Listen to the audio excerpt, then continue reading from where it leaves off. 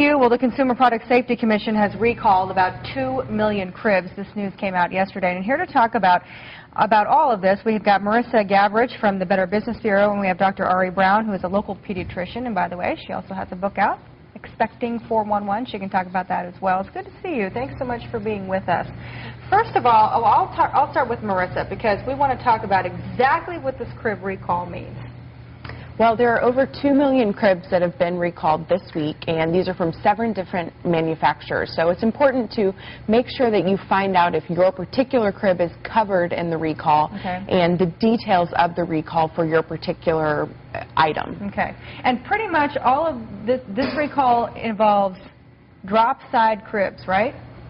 That's correct. So, like I said, 7 different manufacturers need to go straight to the source and contact the manufacturer to find out exactly what to do. In many cases, it's simply a repair that needs to be made. So the manufacturer will provide a repair kit so that you can make adjustments to make the crib safe. Okay, so Dr. Brown, what is happening here? I mean, are kids pushing on the sides and they're falling through? Are newborns falling? I mean, what's happening? How is this happening? So basically, drop side means there is a rail that allows you to pull it down so that you can reach into the crib to put the baby in or out. And what happens is that side rail can actually drop spontaneously, and it leaves a gap that allows the baby to get entrapped. And so 32 babies have actually died from entrapment with these drop-side cribs, not necessarily with these 2 million that have been recalled, but there have been over 9 million drop-side cribs recalled over the past decade because of that problem. Right.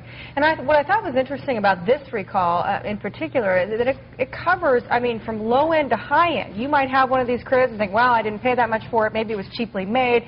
That's why it could be a hazard. But this recall has some of these cribs that are $400, $500, $600, and you think, okay, I've got this really well-made crib. I should be okay.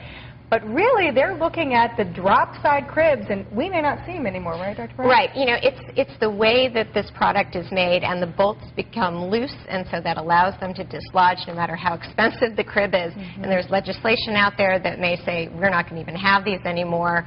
Major baby stores are not even selling drop-side cribs, but some of the specialty stores will still be selling them. So really, we don't recommend that if you're in the market, don't buy a drop-side crib.